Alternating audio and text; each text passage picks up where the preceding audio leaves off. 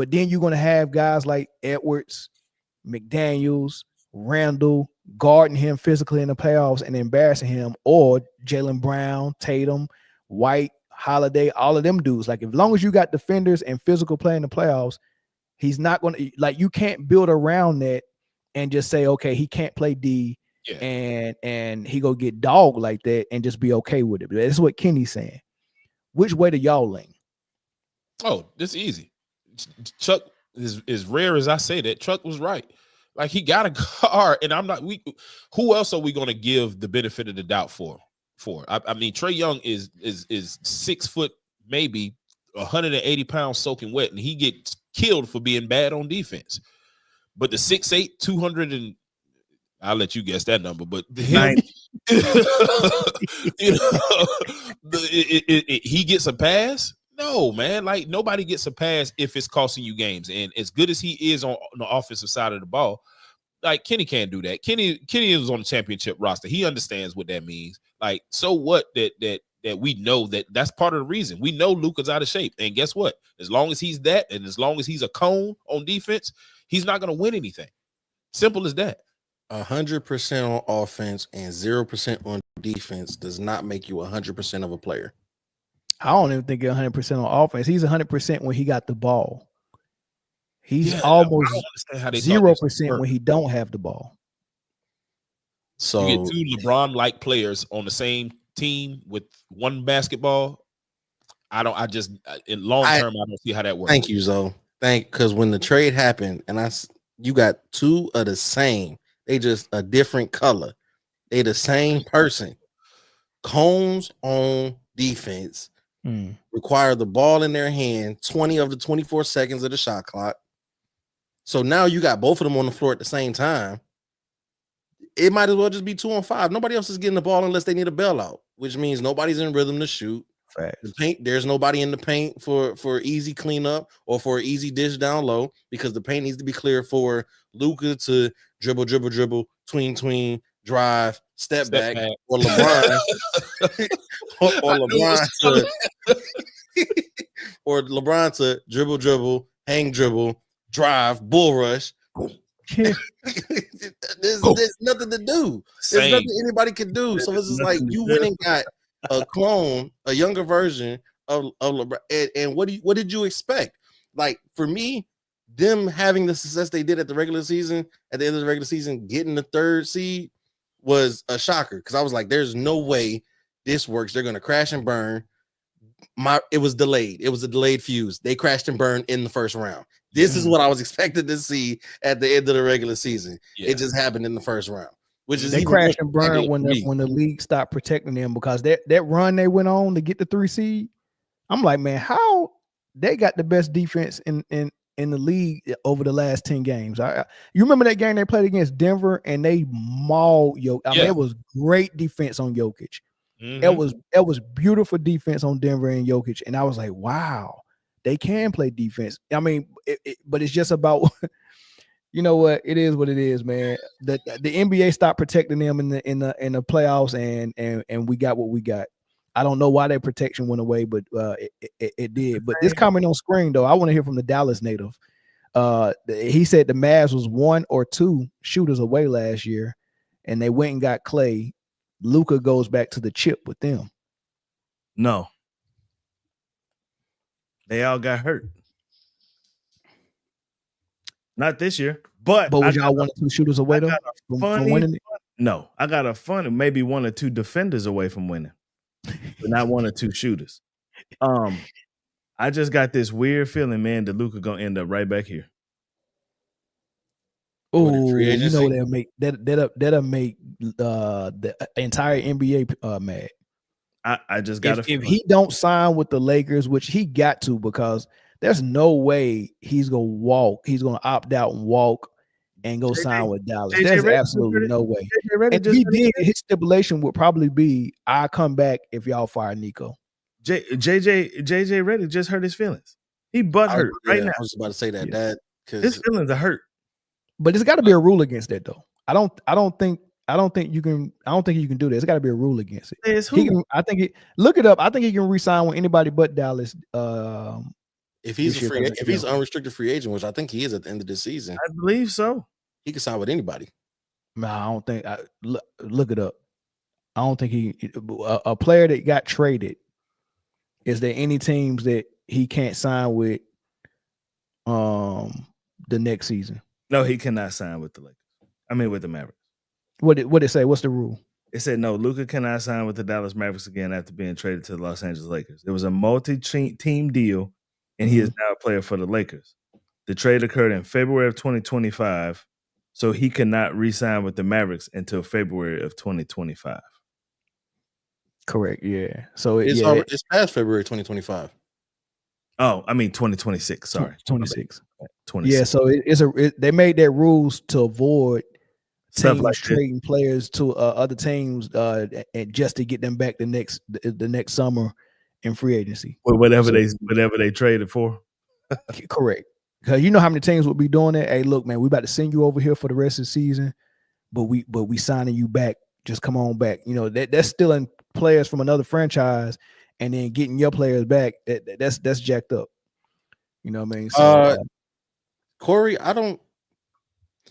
what I'm seeing is it's saying that a player who is traded and then waived cannot re-sign with the same team that traded him for 1 year or until the contract ends. Well, but it's saying if he becomes a free agent and chooses to re-sign with that team, he can. I'm also reading. I'm reading exactly what you said too, and it would be that the Mavericks could actually sign him for a lower rate than really sign the Mavericks. Yeah. So he can sign if he gets traded to a team, like so Dallas traded him to LA, but if LA waived him or bought out his contract, then he'd have to wait that year to sign back with Dallas. But because he played out the rest of the season or whatever, they didn't waive him or didn't cut him or anything like that. Right. I just go sign right back with Dallas this summer. Watch. I don't see it happening because. So is that praying oil on your forehead? Yes, it is. Josh just prayed over me randomly. Nice. Good. That's a good sign right there. Yeah, very good. I already knew what that was too. Mm-hmm. With the lights going on, forehead was probably glistening. Yeah, the spot and the shape of it gave it away. Y'all really think Bron? Thanks for the super chat, drama therapy. Y'all really think Bron got injured? His knee didn't even hit him. Not at all, because he came back and I think he did a crazy dunk right after that. Yeah, he was hooping right after that.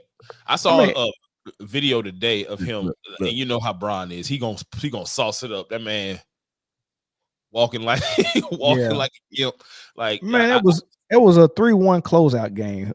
Who cares if he got hurt in game 5? Exactly, it doesn't matter. But they're gonna have an excuse. This is reminiscent. If he was hurt, this is reminiscent of the time he said he broke his hand on the backboard. Y'all remember that? Yeah. And that was a closeout game. Yeah, man. Might say 2 plays later is when he did that dunk. Yep.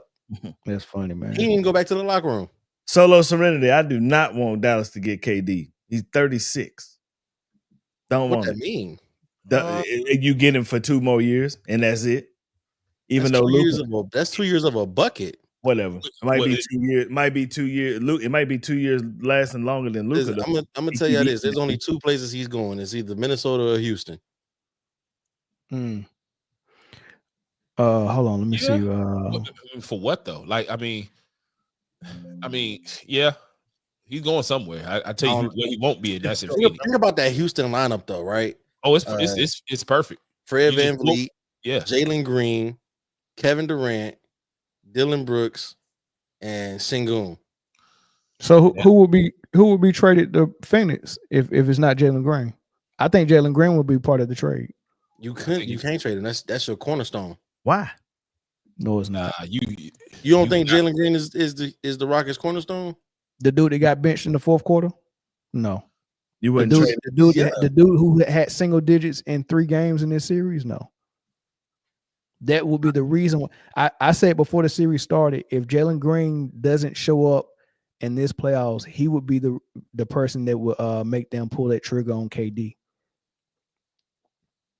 And you know what? Around even minus Jalen Green, you still got No, you know what? You still got Thomas Sir Johnson Thompson started and at 2. Dylan Brooks. Yeah, the Thompson twin at the 2. He gave And Steph Sengun. hell. And imagine Sengun instead of that they will probably trade Jalen Green and probably that young Smith number 10. Was his name Smith? Jabari Smith? So Green and Smith, but Phoenix said they really want their draft picks back. But if you do that, then you're gonna put Devin Booker in a situation where he'll have Bill. Right. So maybe they don't want Green. Maybe they just want Jabari Smith and draft picks. They'll get they got some young guys on the bench too, like Cam Whitmore. I think he's 1 year, athletic dude, just can't break that rotation because for whatever reason. But they'll get some of those picks back, and they'll probably get 2 young players. Yeah. They got Reed Shepherd too. Oh yeah. Reed Shepherd. Maybe Whitmore, yeah.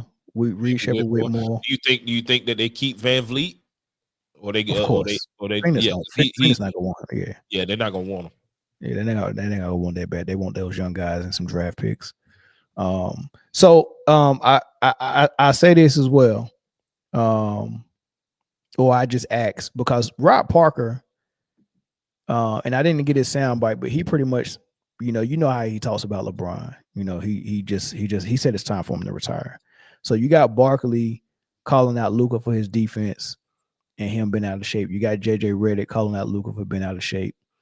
But then you got Rob Parker calling LeBron out for being old and not getting out the way and needing to retire, right?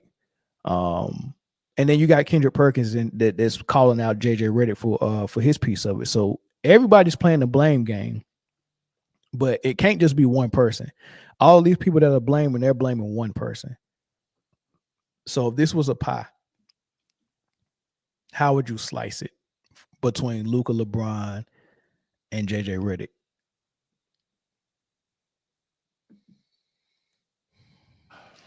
Okay. So go ahead, Corey. Football game, you lose. Who primarily gets the blame?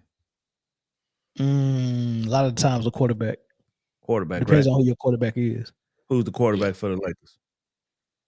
It's an interesting question in itself. Nobody knows. Probably, would JJ be the quarterback or would Bron? I think it's one of them too. Bron, yeah, and the head coach. Luka's the wide receiver. He the tight end. There you go. It's tough though. He might be the left tackle. Baselli. Yeah, he keep going. Baselli body out there. Jonathan Ogman body out there, man. One Ogman 6'8", 370. Yeah, just wise all outside. Yeah, Luka 6'8", boy. He would be a O-line as soon as he get on that field. But they gave the keys to Luka and let him run the point and told LeBron to play off ball. So it looks like they was putting all that faith in JJ Redick in a way that they didn't do for Darvin Ham or Frank Vogel, right? They're putting all their faith in JJ Redick. He's the guru. He's the next Pat Riley. He's this Red R, but he's the next great coach. So it seemed like JJ Redick had all the control. So you're saying there was a bad coaching staff? I ain't gonna say the coaching staff. Nate McMillan's a good coach. Scotty Brooks a good coach. So you got a bad the head coach. I mean, if I'm placing the blame on as a pie, okay, I'm giving 3/4 of it to JJ Redick.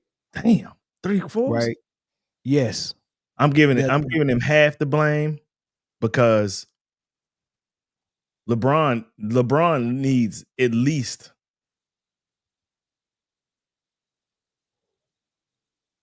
7/8 of that other half because JJ doing everything he can for LeBron. I don't know, man. So all right, let me say this. It's been 3 coaches that the Lakers has had in the last 5-6 years, 7 years, whatever, since the bubble. Frank Vogel first year was the bubble. He won the bubble tournament championship, right? That was his first year. Darvin Ham's first year, he got to the Western Conference Final.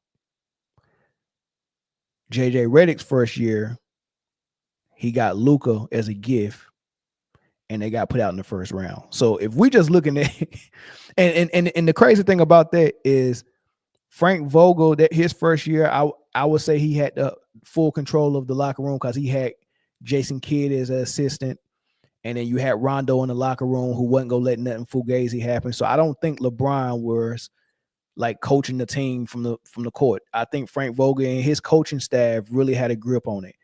Darvin Ham, when he got there, his first year he had support from LeBron, but as soon as Darvin Ham started doing things LeBron didn't like, he didn't have support from LeBron anymore. So that his last year, he was coaching with zero support from his locker room and his team and his team leader.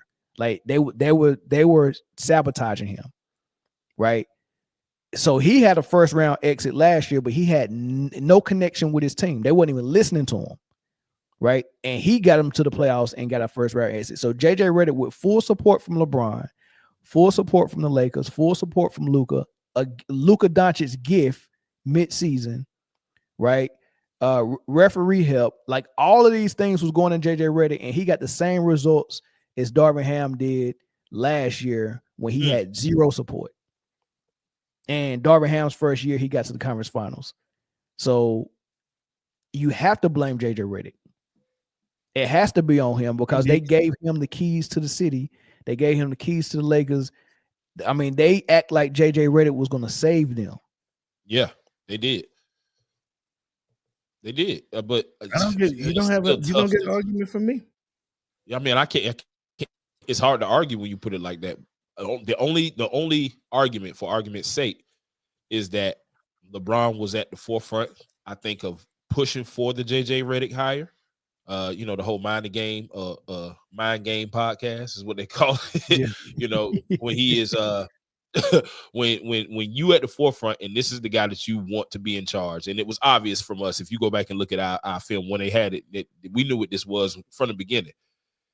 If this is the guy you lobby for and he makes as many mistakes as he made just with handling the game, just with personnel, substitutions, like you got to get more blame, I think, than Luka. Luka was the built-in scapegoat, just like LeBron has every year. Like it's somebody who's gonna not do enough. It was Westbrook that got him out of here. You know what I'm saying? Whoever is the fault, we're gonna pick a person and we're gonna say, all right, it ain't LeBron's fault because he doing all he can at 40 years old. He been in the league for 22 years. It's gonna always be that.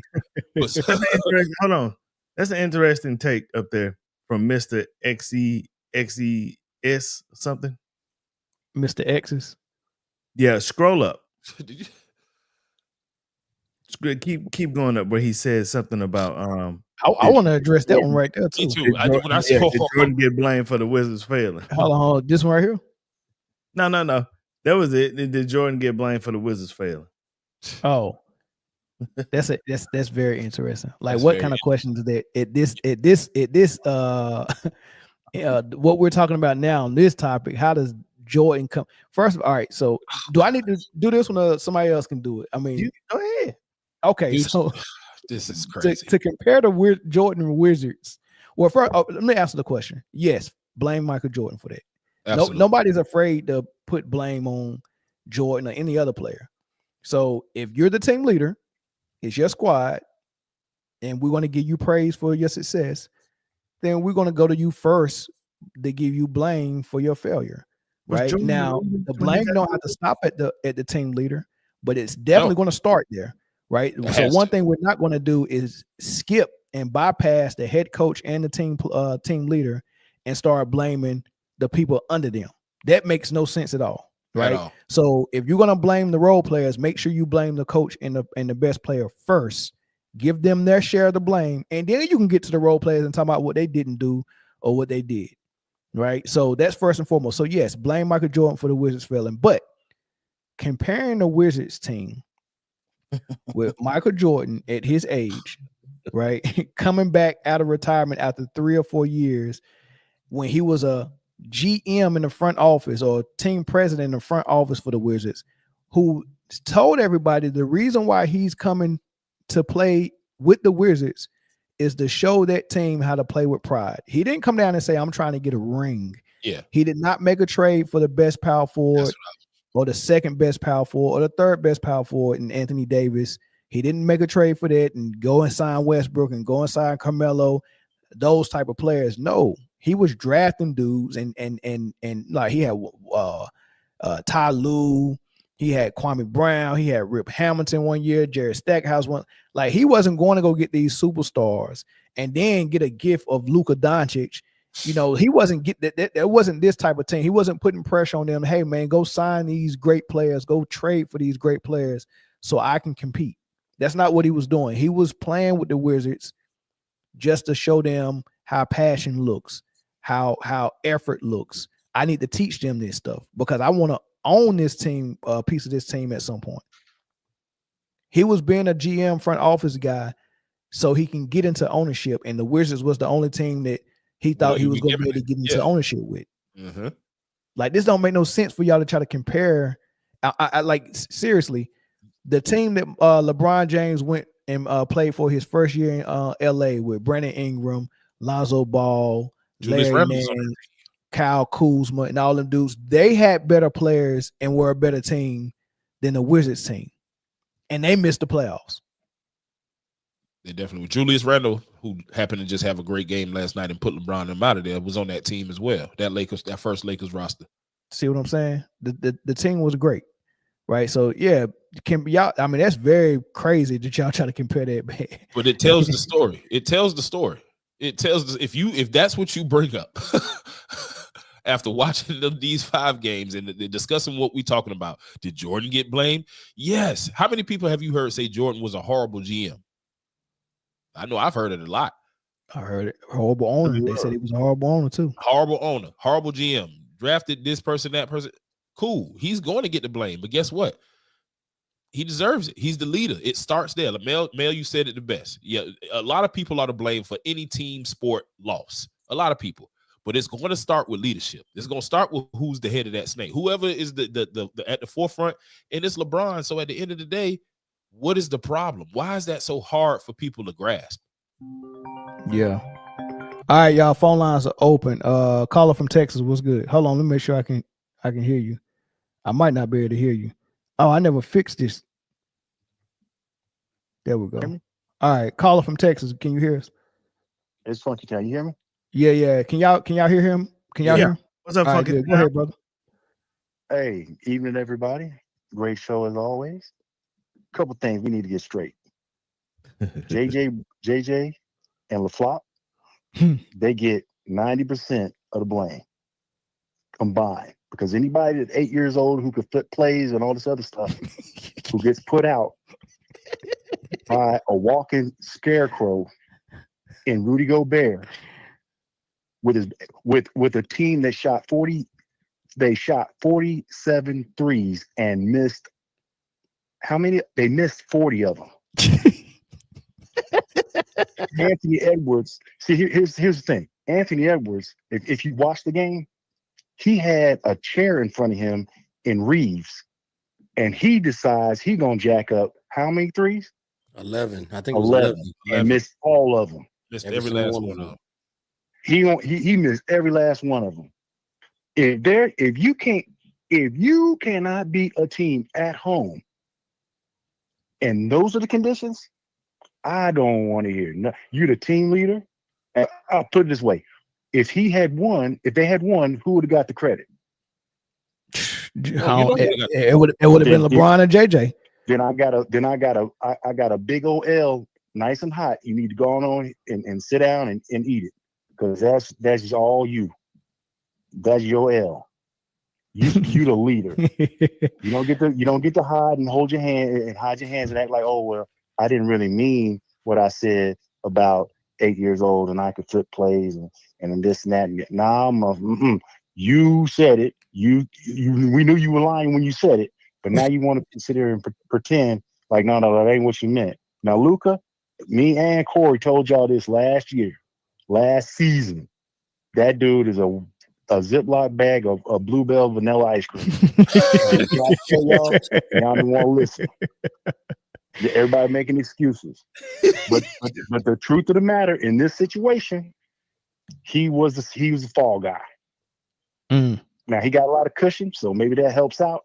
But all I'm gonna say like this: that's all, man. This is the Lakers were the 3rd seed. This is the first time in their history they've ever been knocked out with the 3rd seed or above in the first round. That's crazy. Now who time? Now who puts that on their resume? LaBarbie? Does LaBarbie put that on his resume? They go on all 3 of them. The top three dogs. Yeah. We're just trying to figure out how to split the pie. They both got to eat it. They both got to eat this blame pie, but how we splitting it? I told you 90%. You can give 40. You can give 45 to JJ and LaFleur. Too. That man 45. Production of rank. Luka put up his number. I'll put it this way. He did what Luka does. So you can't sit here and act like he didn't do at least what he does. But LeBron's old ass. Here's the problem: they ain't getting no rest days. They ain't no off days. You gotta, and when he starts exerting himself, like Chris was mentioning, just look at the stats. His body and his body break down, and then fourth quarters he be done.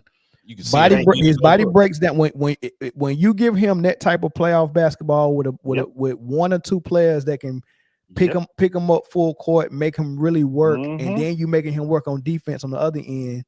Even though he doesn't have the ball in his hand, can control it.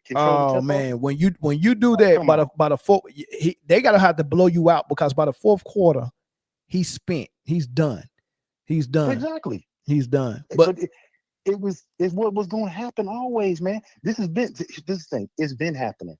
And my disappointment with the Timberwolves is this game shouldn't have even been close. No, as soon as he saw Reeves out there on him, it should have just been blow by city. Yeah, they played. Well, they was zoning up though. They was playing zone, So I think he played it right. But yeah, I mean, I think it was too many threes. He fell in love with those threes. It is what it is, man. But I'm gonna let me get another call in here. Funky Town. Y'all have a good one. All right, thank you, brother. Funky Town. Sure. Later.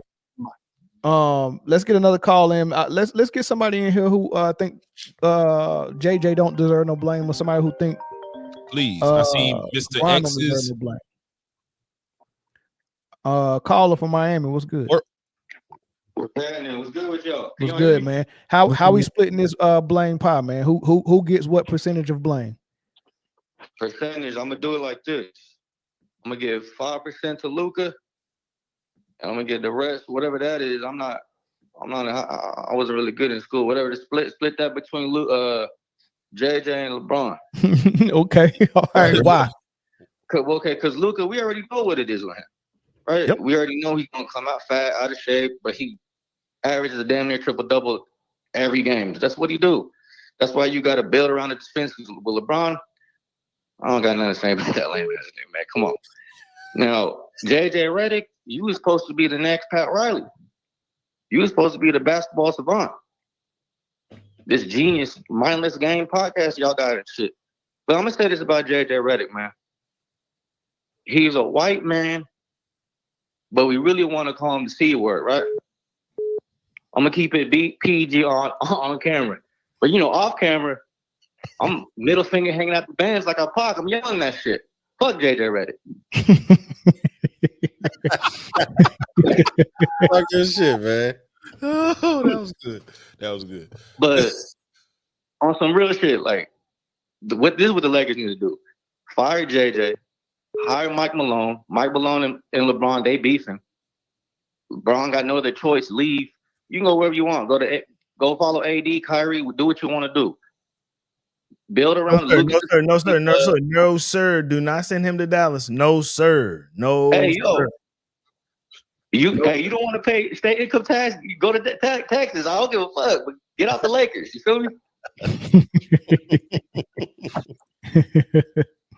Oh, you head over there. But okay, if you don't want to go to Dallas, go to go to Toronto, go to Portland. Bring your son too with it. Bring Carlton Banks with you. We don't give a fuck about him either. Banks is crazy.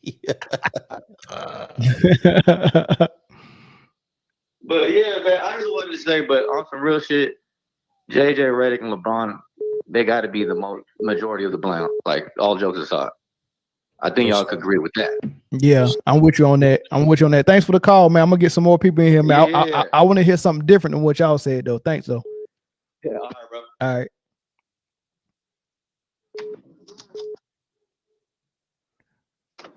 Caller, what's up?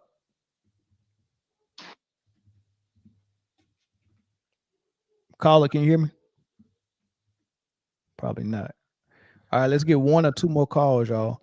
Why they doing it? Okay, here's Nino. Nino, what's good, man? Who's supposed to get this blame? Oh, cut YouTube off in the background. Can you hear me? Yeah.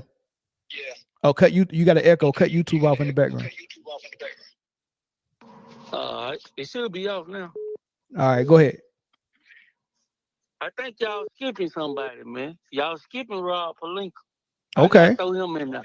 Okay.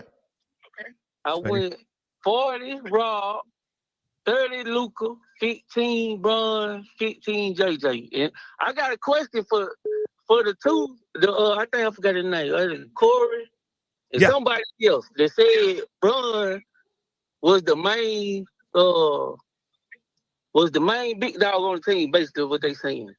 So is Bron allowed to pass the team off? Did y'all watch all the series? Did y'all watch the game? Absolutely. Yes. In fourth quarter, hold on, what is Luka known for? What did they say Luka known for? Is Luka a scorer? Luka is known for not defending. That's what I know him for. Well, besides that. All right. In the fourth quarter, Luka had the ball in his hand, and he was decision making every fourth quarter. I got you. When they was up 10, I was paying attention to it. Luka was coming down shooting fadeaway threes, in fast break. I don't know who to put that. You can't put that on JJ Redick now. Well, hold on. Wait.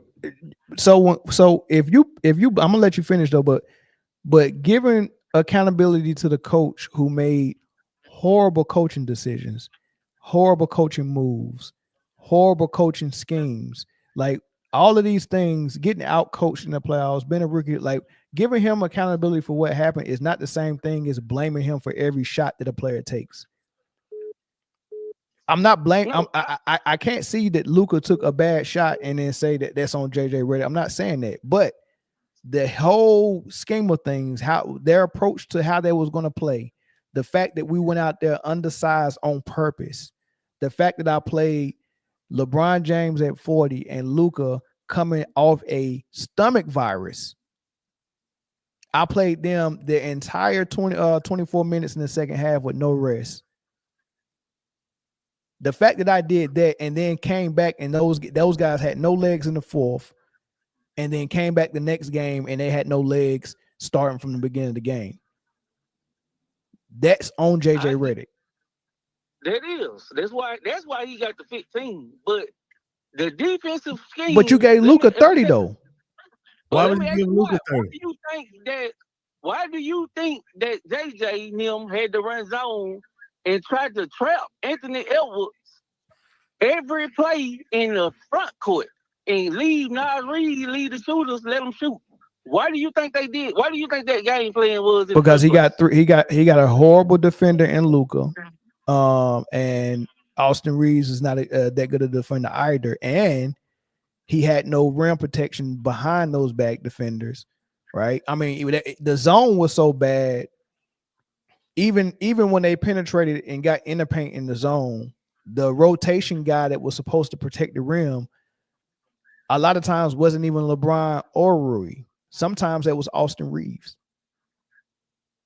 It was Austin Reeves. But if you could, Austin Reeves, well, he looked short and light, like they was pushing him around. Bron, when Rundle was putting it in his chest and going over top of him, but he was able to move his feet. And I was giving him a pass until I seen this. They said, okay, Luka, we're gonna put Julius Randle. We're gonna put you on Julius Randle. Julius Randle didn't put a bow in Luka and like he was doing Brun and throwing bows and fading over. He ran by Luka. Here's the thing, though, man. Everybody knew that when he got traded. This is nothing new. Y'all act like this is a surprise. This is nothing new. This is Luka Doncic. So if you want to blame somebody, you shouldn't have traded for him anyway because you knew what you were gonna get. Now I'm gonna stop you. Now you might have been a Luka fan because I think you was the one from Dallas, right? I am, but I'm not a Luka fan. Well, I'm saying you watched a lot more Luka. I'm not a fan of Luka game either. I never was. Cause me and Mel was, and when y'all did the panel, I was talking about I don't see how this trade worked with him and Brun anyway. But we heard the rumors that he was bad on defense. Ain't no This rumors. ain't bad. This is. I'm saying we didn't know. This is how bad. Watch the NBA Finals last year? Dallas, did you watch the Finals last year? I thought he was just getting roughed up. I seen it. Shit. But what I was going to say in Dallas, y'all had two people back there, so it didn't look as bad. So I think because that's it. They got to get rid of Brun, get rid of AR. You got to find you that same system in Dallas and try to win with it. You can't have no score. You got to try to. And on top of why I say you got to give him a pass while Luka was in shape. Did you see when they put a man pressing Luka in the front court when he was bringing the ball down? Yes. He couldn't even get the ball past half court. Yeah, we've already addressed all of that stuff. Luka gets blamed too, but this is when the hierarchy of team leaders. Who's at the top of the pyramid? The coach, the team leader as a player, or the co-star? So who's the star? No. At the top of the pyramid for leadership for a team, you have the coach, you have the team leader, and then you have the co-star. Luka is the co-star. LeBron is the team leader. JJ is the coach. Who's supposed to be at the top of the pyramid? The team leader. I think in basketball. Okay, so that means you should give that team leader the most of the blame. Who's second? The co-star or the coach? See, it depends. Like no. With the Lakers, specifically with the Lakers. Specifically with the Lakers. Co-star. Okay, so you going star, co-star, then head coach is the third to be blamed? Yeah, I'm going team leader. Okay, so that's LeBron. So your team leader is LeBron. So that's the one who should be eating most of this pie. According to you.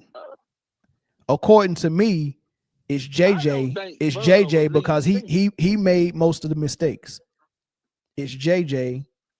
Then it's either LeBron or Luka, however you want to do that. JJ is at the top of that food chain that's going to eat most of this blame pie, in my opinion. But I can't put most of it on Luka. You know, his defense is that bad. But I mean, if your defense is that bad and I'm the head coach, I'm not going to play you the entire game because I think offense is better than defense. I'm going to play Vanderbilt some. Did you see how good when they sat Luka down last game, how good they looked with Vanderbilt on the floor? They look way better. And they came back, man. That's Mel. And they came back. Okay, but this is JJ Redick. But JJ Redick keep putting Luka back in there. He want Luka out there. I think he got. I mean, I ain't gonna say his name, but I don't know how the politics and the business work. I understand what you. If this was college and high school, I would understand completely. I don't think he allowed to leave Luka on the bench, which he might be. I don't know. I can't say, but I would say you're right in that instance. I agree with you. All right, man. When Luka when they sit him on the bench, Mel, they got out of that zone defense. Did you see that? And they came back within like 1 or 2. When he got back in the fourth quarter, they went back to the zone and he shot out shots. All right, man. I'm enjoying the show, man. All right, man. Thanks for calling. I'm gonna get somebody else in here. All right, thanks, bro.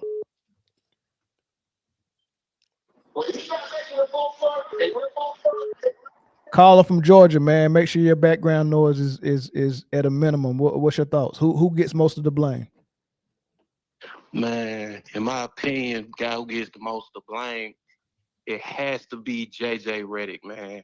Like, this is a guy who went on ESPN saying Doc Rivers, Darvin Ham, whatever coach you can think of, bro.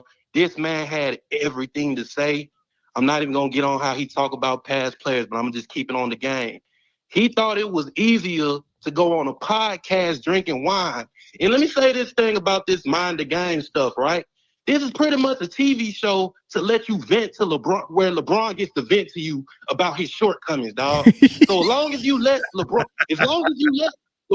vent, bro, you're getting a job in the NBA. We about to see Steve Nash get a job next, bro. He already got a job. He already got a job.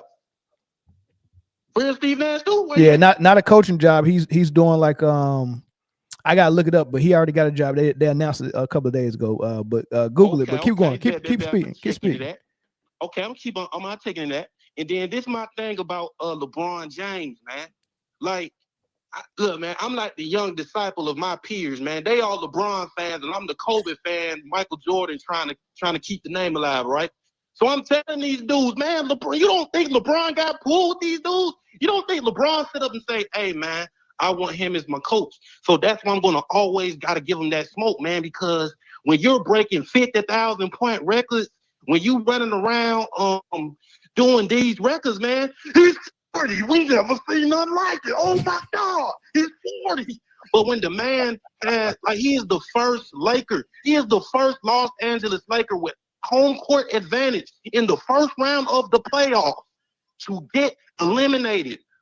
Like, when we talk longevity, we don't talk about that. We don't talk about that with LeBron, but we talk about, oh my gosh, 50,000 points. Nigga, you bulldoze niggas.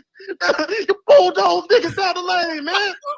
And then Luka Doncic. Listen, man.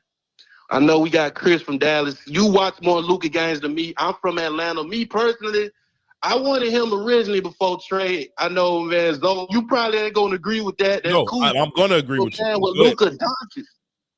But with Luka Doncic, bro, you knew what you was getting. You knew you was getting the guy that was out of shape. You getting the guy who, I know, Chris, he pretty much said it, man. I had the same speculations. Two dudes that play the same. How is this going to work?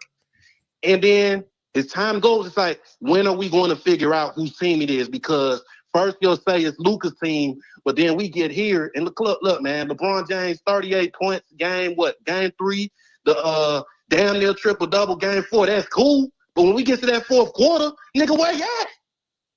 Yeah, he was quiet. Hey, man. And then we also got to get on, man, Gina Bless, Rob Pelinka.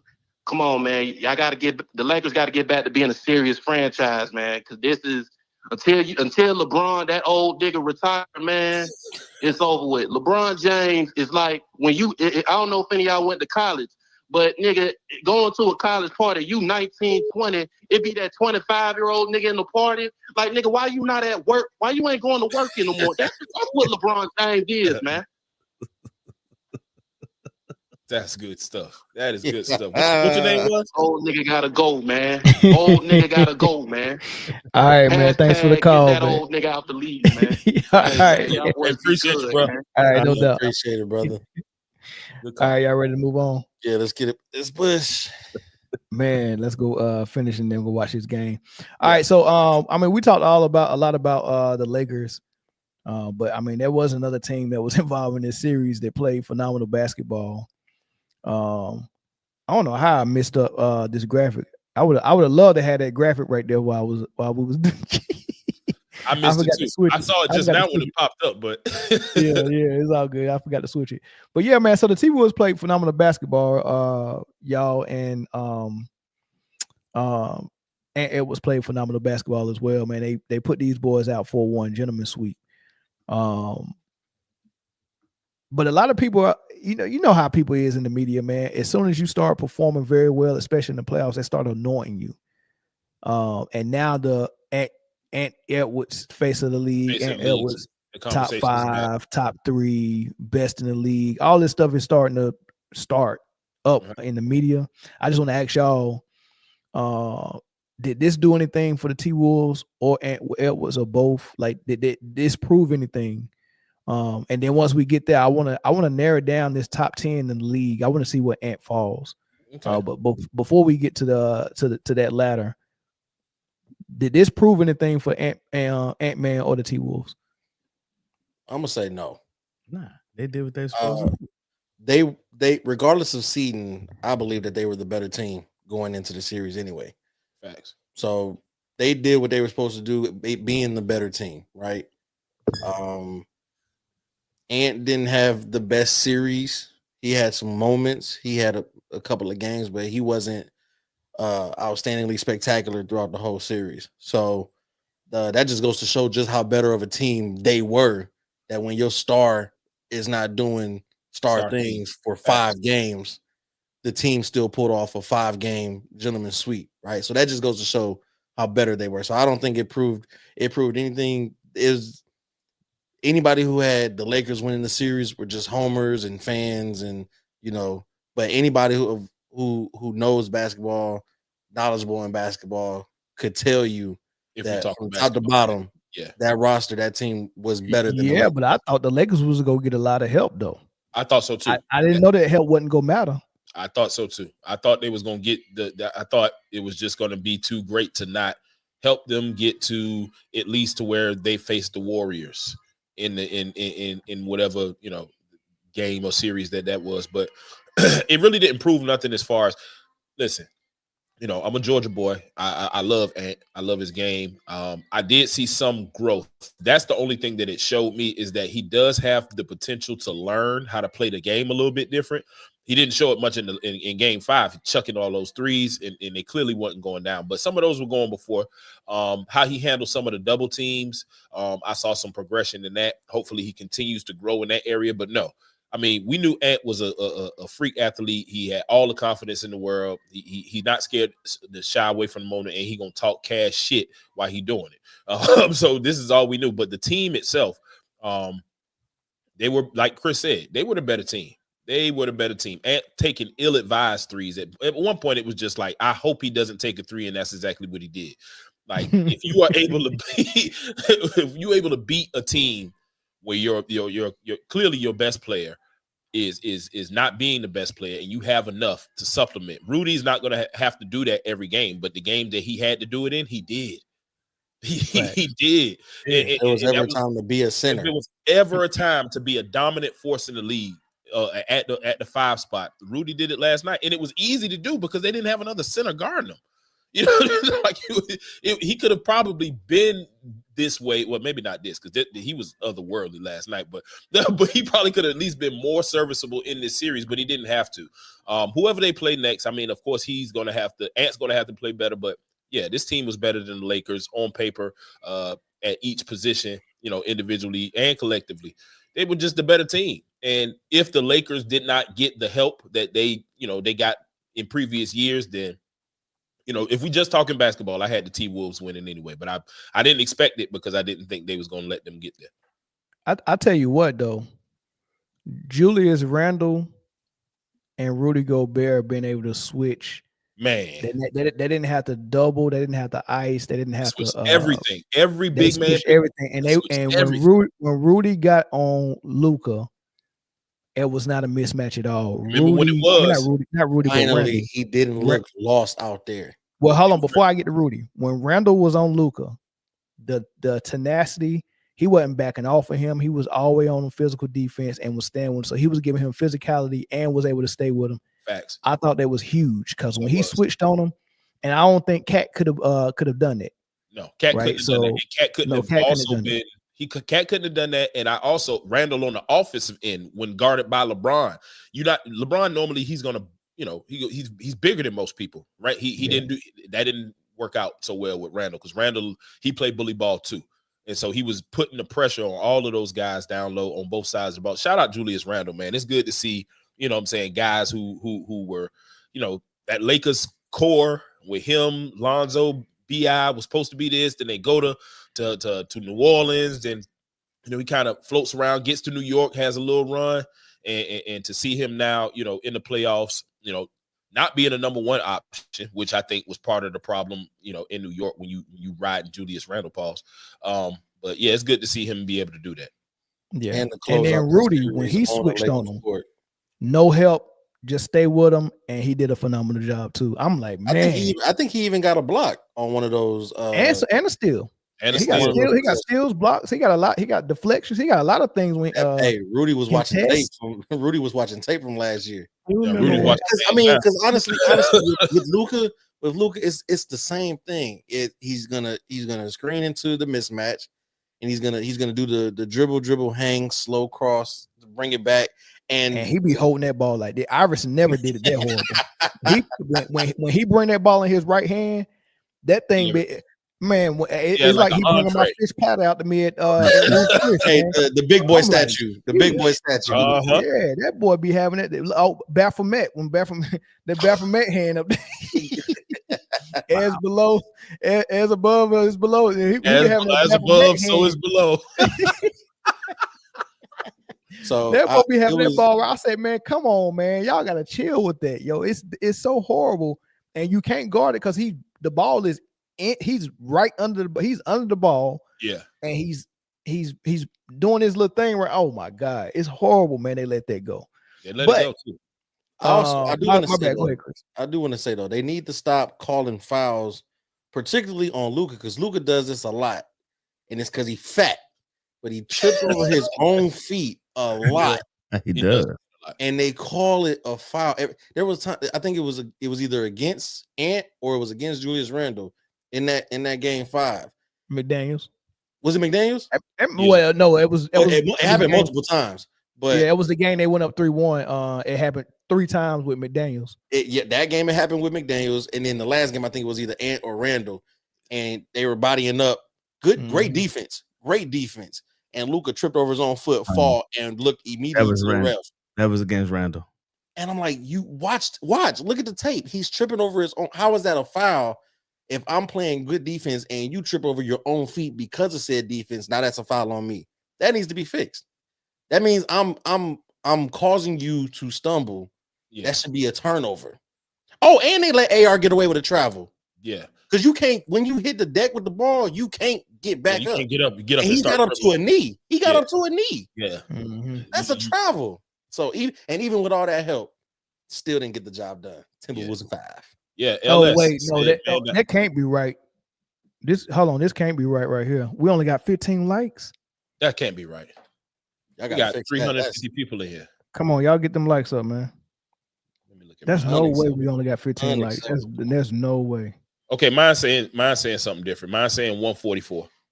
That's still too low though. We should at least be at 300 people in there. Hey y'all, let's get the likes up to 250, please. Facts. Sheesh. I see 158. 159. It don't even be hard. Just you know what I'm saying. Just as soon as you click on the video, just hit like. We know the content is amazing. You just want to get right into it, but press the doorbell when you come in the door. Yeah, it's only right. It's our house. Come on now, wipe your feet. But yeah, man. Somebody earlier said that they tried to help him win last night too. I know Jaden McDaniels fouled out again. Crazy. Yeah, that's crazy. Yeah, I think that they are reminiscent of the Lou Dort treatment last year. You know how that go. So that still pisses me off though. Man, that should have been. You're not alone. SGA got cheated out of the MVP last year, and then it was like, oh yeah, and by the way, we go cheat you out of a finals appearance as well. Yeah, you know what I mean. Which I'm afraid, man. If he get MVP this year, man, I'm afraid if Denver beats the Clippers and it's a face off of Jokic and SGA in the second round, they're gonna do it again. I'm afraid that the NBA might like the storyline of Jokic proving that he's the rightful owner of the MVP too much to call the game fair, man. And I feel like they go have OKC playing left-handed the whole series. There's a storyline on the other side. If they can pull it off. I'm picking the better team. I'm picking OKC, but we talking basketball. We gonna pick OKC. There's a storyline on the other side though. If the Clippers win, man, that's where SGA got drafted. Very true. Very true. Very true. You think and also go ahead, Mel. Also SGA, and I didn't even know this, man. SGA, they said SGA is the reason that KD left Golden State. Because he was the guy who reached in on Draymond and made him fall and turn the ball over in that Clippers game when him and KD got into it. Draymond Green got the rebound. KD asked for it. KD kept calling for it, and Draymond ran down and Draymond went down coast to coast. That's when he called him the B word. Yeah, and when he got to the 3-point line and tried to make his move to get into the lane, SGA reached in and knocked the ball loose, and that's what made Draymond fall. I got to go look at it because I didn't know who it was. I remember the play. I got to go look at it. I never looked at the Clipper players. I was looking at KD right and Draymond every time I watched it. I never looked at the Clipper players, and there was SGA out there. His rookie season. Huh. Boy, that's full circle moment. That's insane. Yo, that's too funny, man. Oh man, y'all hit that like button, man. Do that. We at 190, man. Come on, man. What's next for the T-Wolves, y'all? Like, what do we see them taking the next step next year? But they not through taking steps this year. That's true. Do you feel like they can win it all? I think they can be competitive. Fair. You know what I'm saying? I think they can be competitive. Okay. If just seeing them matched up, I don't think they'll match up well against the Thunder, but most people won't. It was SGA. It was? It was SGA. That is some Final Destination. Like yo. I'm about to send it to y'all. Yeah, so put it in the group chat. Man. Also, if y'all not watching the game, Draymond just got another flagrant foul. He hit Jalen Green in the face the same way he hit Yusuf Nurkic when he was playing for Phoenix, and tried to make it look like an accident, right? So what happened was Steph Curry had the ball and Draymond was supposed to set a screen on Jalen Green. But he you could tell because you know how to set a screen. He didn't have to move, but what he did, he purposely, when he was about to set the screen, because you know him and Jalen Green were going back and forth, he purposely shoulder checked him right in his chest and in his chin, right, when he set the screen. And then he turned around and turned his back to him. Refs did not call the moving screen, illegal screen, or him lunging into that dude's chin with his shoulder. Didn't even call it. So when he hit him, Jalen Green was going backwards and probably was about to fall on his back. Yeah. And then he grabbed Draymond's arms to stay up. And when he grabbed his arms, Draymond Green tried to flop like he was getting pulled. And then literally grabbed his arm and smacked the dog piss out of Jalen Green and then spent to try to make it look like it was him trying to get loose from being tangled. And I'm watching this on Twitter and scroll down, and lo and behold, here come the Draymond Green apologizing, saying what you expect him to do. He was getting grabbed. I can't. Like this what like I don't know what generation we in. I don't even know what to call it. But people, they will make excuses for anything. Like for anything, you can see it with your eyes. Hey man, Draymond just shot that man. I mean, what you expect him to do? The man grabbed his gun. He was pointed at him. Like, what you mean? Like, stop. You don't have to do that for grown men. You know what I mean? It is what it is. You know what? This only got like this once he got under a certain umbrella. Okay. What's the umbrella? Steph's backpack. No. Wow. The name of the collective of people. Yeah. Hey, you can't say that name. Nah, can't say that name. They who must not be named. Yeah. But once he got under that umbrella, he started getting the same kind of people that defend LeBron and Luka. I'm just saying. Coincidence? I think not. I'll let you decide. Interesting. But nah, I like how the T-Wolves are set up, man. I mean, I knew mental toughness and I knew Julius Randle addition would help with that, but I really like if Cat could reach his potential. I really like what Cat provided in the post. But seeing the playoffs, man, I really like what Julius Randle doing, man. Yeah. He looked like I really like it. So this I mean, I think he fits Ant Edwards' attitude more. I think they're more of a fit, kind of like what Jimmy Butler was saying when he was in Minnesota. He was like, nah, Wiggins and Cat, they ain't it. It ain't got it in them, It's different. They cut from different cloths, but yeah, you're probably right. Where's Julius Randle from? I think he's a Southern. I don't know, but he went to school. He was a one and done at Kentucky. Yeah, so he's from here. He's from Dallas. He's from Texas. Oh yeah, I figured he was a Southern cat. From Dallas. Yeah. So but you know what? Regardless of who wins this series between Houston and Golden State, either team that comes out and faces the Wolves, they cannot have a series like they had against the Lakers. Granted, they beat the Lakers, but again, that was a better team. They were a better team than the Lakers, but they gotta play better. 7 for 47 from 3, 0 for 11 from your star. Rudy Gobert being a center one game is not going to fly against either of those teams, in my opinion. Number one, because they have centers and they play. Exactly. You know, like unlike the Lakers, you know what I mean? Like they got centers. Like you're not going to be able to. Yes, defensively, I think that they'll be able to compete, but you got to be able to score the basketball. You can't depend on Rudy to get 20 and 20 every night because that's just not what he does. That's not going to happen. And the game was still close, even with Rudy, turning into Wilt. Like the game, if the game close and Rudy Gobert is Wilt Chamberlain, then we got to play better offensively as a team. Simple as that. We got to. Somebody made a comment and said, "Man, I bet you Ant Edwards will get a ring before Luka does." Luka's in LA. I saw that. LA, they bring some rings, man. What's the odds of Luka getting a ring before Ant? Good, not good. The same odds of Luka showing up to camp in shape.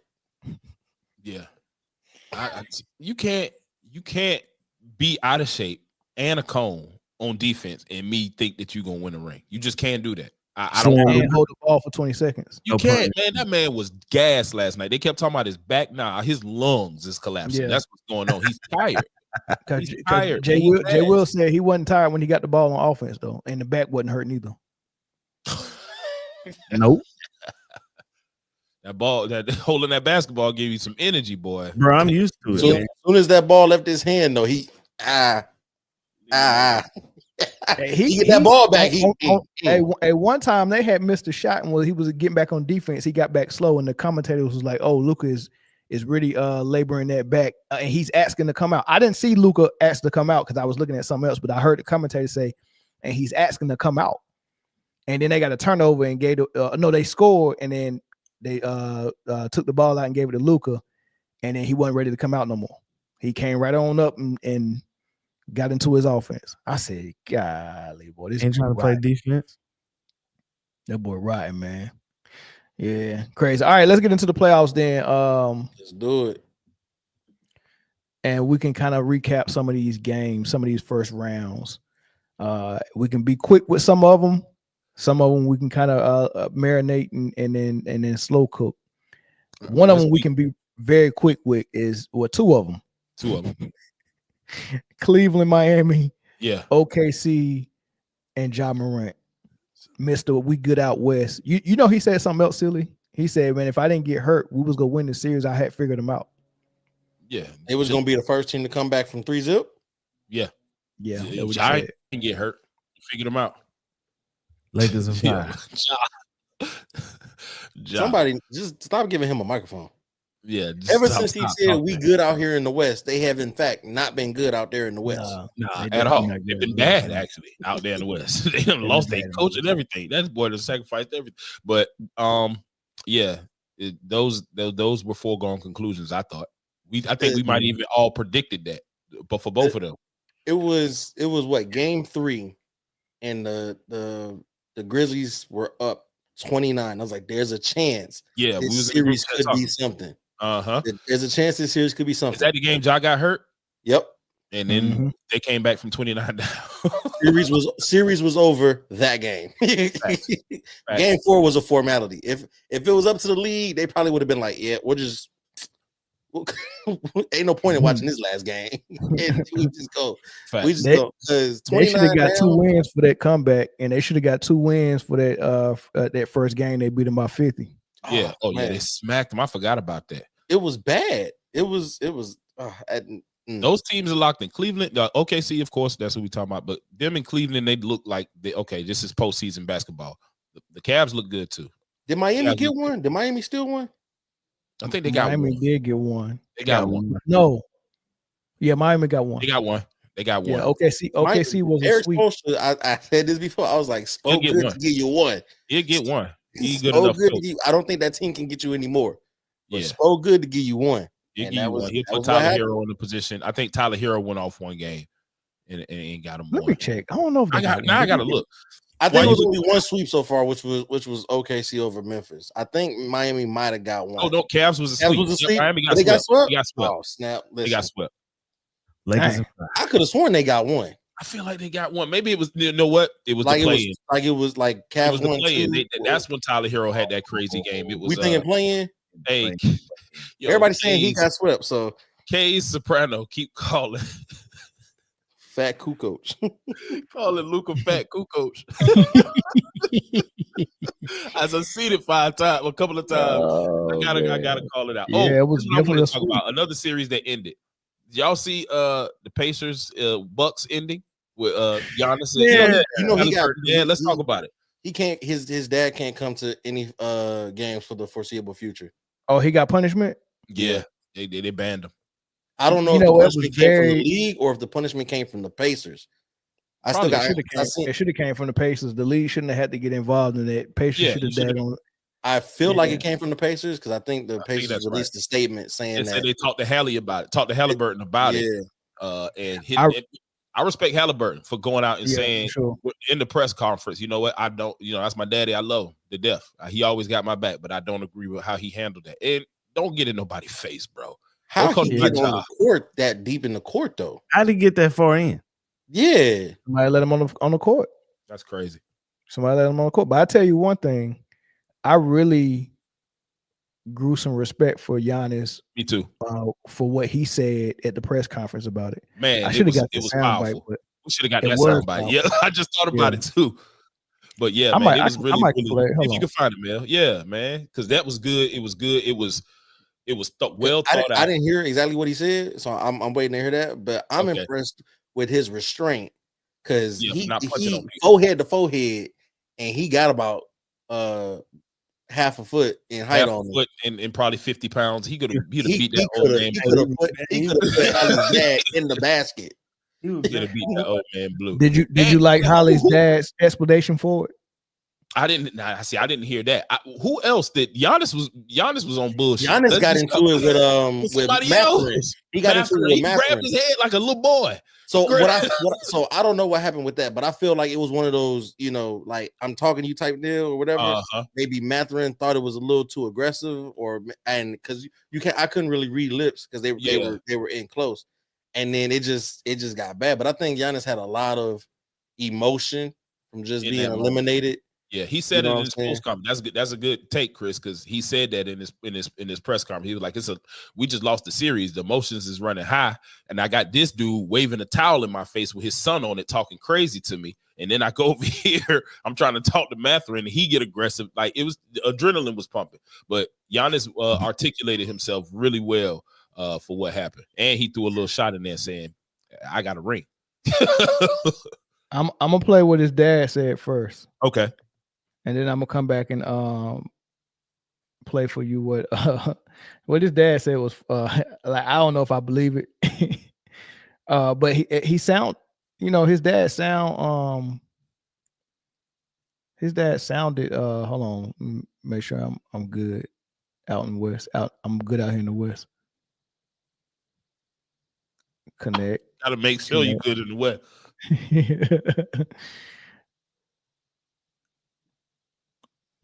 I kind of feel for his dad when he's giving his explanation, but it's still hard to believe.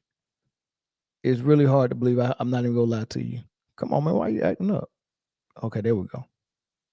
All right, here's his dad. Hold on. Let me know if y'all can hear it. When I turned, it might can y'all hear it? Like I was looking at him, but I really wasn't. I was looking through him. That's how I was in the moment. I know it looked like we were looking, like I was staring him down, but it wasn't like that.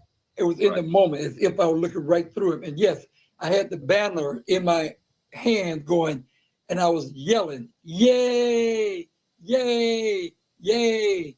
Giannis never said anything to me. I never said anything to Giannis. There was no back and forth. But that changed when Giannis went face to face with John near his baseline seats a few moments later. He grabbed my hands. He put his forehead on my forehead, and he said, "Don't disrespect me. Don't effing disrespect me." Okay? And I said to him, I was not trying to disrespect you, which I wasn't. I'm telling you, I did not do that on purpose. I really did not. And then I said to him, "I love you." He said back to me, "I love you." We patted chest. He gave us a thumbs up, and he walked away. What y'all think? Cap, but I respect it. I respect it. I wasn't trying to, man. He had that towel. Giannis was standing there just taking in the moment, and that man was standing right there like this. I think he was. I mean, that's probably what I would say too if I was, what I'm saying, doing all that, because he trying to eventually get that band lifted so he could come just in case Hallie and them make a little run. But you was doing that at Giannis. You felt like, your son just won a playoff series against a guy like Giannis. I get it. The emotions ran high. I do believe he was looking at Giannis. I think he probably didn't expect Giannis to come and check him about it. And, I'm glad they was able to piece it up in that moment, though, because that's real. That's big of both of them, because normally somebody come up and put their forehead on my forehead. It's time to go at this point. Yeah. So, be a bad go for his daddy. I'm going to tell you that now. Yeah, it would have been a bad go. It would have been a bad go. I'm glad he made the right decision and said, "I'm sorry and I love you." And Giannis said, "I love you." That's the part I saw. So it was confusing at first. Yeah. I was like, did he... Are they cool? And that's just how they was showing each other love? Nah, Giannis wanted smoke until Hallie Dad said that, and then he was like, "I love you," thumbs up, whatever the case may be. But yeah, man, I don't believe that. Here's Giannis' explanation. With people after the game, it looked like you were kind of standing there by the 3-point line, then all of a sudden you're in the middle of kind of everything. Just what happened kind of out on the floor after the game? Nothing. This is the last time I'm going to say. I won't talk a lot. We lost the game. It doesn't really matter. One thing I'll say is that I believe like being humble in victory. That's how I am. Now there can be a lot of people out there that are like, no, when you win the game, you got to talk shit, and it's a green light for you to be disrespectful towards somebody else. I disagree. I've won the championship. They haven't. Okay, and that doesn't say anything. I'm not trying to minimize their effort, but I remember when I won, my mom that she's never missed the games from February 11th or 13th when she came in Milwaukee against the Knicks. She never missed a game. When we won the championship, I remember my mom, she was scared to cross. She was like, "Am I allowed to come and hug my son?" I see, except now my brother does media. For this year, he wants to come back and play. But like, except in that, you've never seen my family like see courtside. See, this is not something that we do. We don't. I try to keep my family away from the game. But losing the game, emotions run high. Having a fan, which at the moment I thought he was a fan, but then I realized it was Tyrese's son, which I love. Tyrese, I think he's a great competitor. He was his dad, sorry. Coming in the floor and showing me his son a towel with his face. This is what we do. This is what we effing do. This the F we do. This. I feel like that's very, very disrespectful. My dad, if you guys go and ask and learn, my dad's not with us no more. My dad used to come in the family room and he was the most respectful person ever. When you come from nothing and you've worked your whole life to sell stuff in the street, and your whole life you'll be scared of the police of deporting you and sending you back to your country. You have to protect your kids with all means. You create this mentality of being humble your whole life, to not kind of disrespect anybody, not make the tension high, the emotions high, so anybody can snitch on you, say something bad about you. So when he came here, I remember I was like, "Dad, why are you so humble? Why you go to the family room? You don't even say a word. You sit in the back. Why are you like that? Don't worry about it. Don't worry." That's how I grew up. That's what I had around. So when I see other dads, which don't disrespect me, maybe if my son play basketball, I might be in the court. I might be the one on the court, and like 20 years later, you can play this interview and say, Giannis, you're contradicting yourself. But we'll see in 20 years. But I'm talking about right now how I feel. Having somebody's that which I'm happy for him, and I'm happy for his son, and I'm happy that he's happy for his son. That's how you're supposed to feel. But coming to me and disrespecting me and cursing at me, I think is totally unacceptable. Totally unacceptable. Okay? And I'm not the guy that points fingers because in my neighborhood, snitches get stitches. So I don't want to say something, for him to say to get fined or anything. But it's not respectful. I talked with him at the end, and I think we're in a good place. Thoughts? Perfectly said. That's it. That gave me a lot of respect for him. He said it was more that he said. You on mute, Chris? He said it was more that he said. You did. But he said he not even go bring it up. He ain't gonna snitch on him and get him in trouble. But he's alluding to that. He said more than that. I mean, hell yeah, he said more than that. He was talking shit. Yeah, he was. He didn't expect Giannis to come over there and respond that way. And then when he did, he was like, "I love you."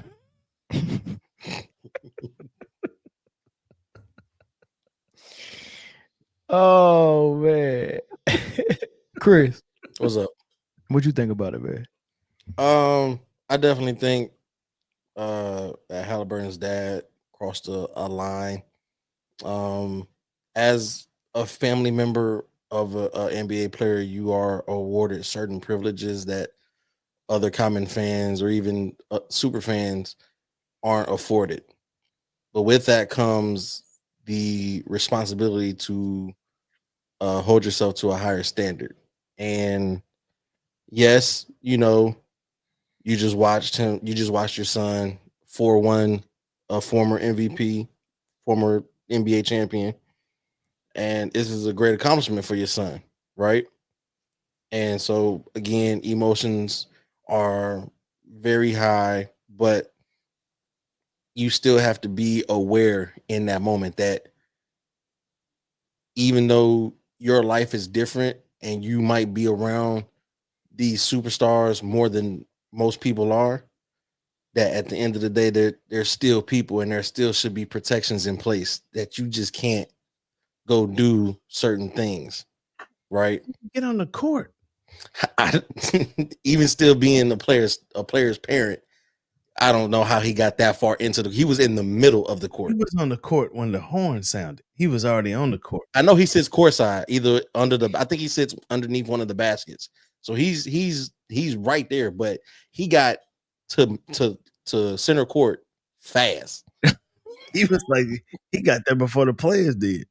But definitely respect to Giannis for how he conducted himself in that moment, with the emotions. I mean, because look, if I just lost in a 4-1 at that, right, and I'm on this team's home floor, right, I have nobody with me but my team, maybe a couple of straggler fans, but I'm in enemy territory, right? I'm trying to get out of here as fast as possible. I'm gonna say my well wishes. I'm gonna give Dap and wish him best luck on the next round, but I'm trying to get out of here, right? I'm not lingering. So the fact that this guy that I don't know is a player's dad in the moment, I'm thinking it's just some crazy fan. And they got bad history in Indiana, man. So shout out to Giannis, and then in what Giannis said in the press conference afterwards, like that was deep. It really was, man. He basically like saying, Corey look, said, man. he said it perfectly. He said everything he needed to say. Yeah, and it was well spoken and well thought out in his response. I thought so too. All right, we're gonna get to these super chats before we get to this last topic of Craig Hodges. Mr. Marcus, $5 super chat. I want KD with the Hawks, but KD needs to go to Memphis. KD don't need to go to either one of them teams. Sheesh. George the Truth Hurts, $2 super chat. JJ gets the blame for 2 games. Just 2 of them out of the 4 they lost. Okay. Fault is on JJ, Brian, Luka, and AR-15. $2 super chat from Taco Master. George the Truth Hurts, another $2 super chat. It really broke down Dante cross-check his ASS. It's not that serious. $2 super chat. The EPO is no longer helping LeBron, allegedly. Rupert McClendon, $5 super chat. Not giving your first round pick no burn when he has scored 32 points against the Nuggets during the season. Coach to blame. And Taco Master again, $2 super chat. To be fair, JJ. To be fair to JJ, he has two uncoachable players. Sheesh. He got a point. Yeah, LeBron is uncoachable unless he wants to be checked. Like this year, he had reason to want to be checked. He handpicked the guy. Everyone know he handpicked the guy, and he's trying to prove a point that he was right about handpicking the guy. So he really tried to buy in and make it obvious that he was buying in. But next year, we'll see how that works out because he bought in the ham as well. All right, last topic, y'all. Craig Hodges, one of my favorite guys. Do I got Craig Hodges' book over still? I don't know what Craig Hodges' book at. It was a good read. I haven't finished all of it yet though, but I probably took it down and tried to finish it. But anyway, Craig Hodges, great player. I think he was a 4-time 3-point contest winner.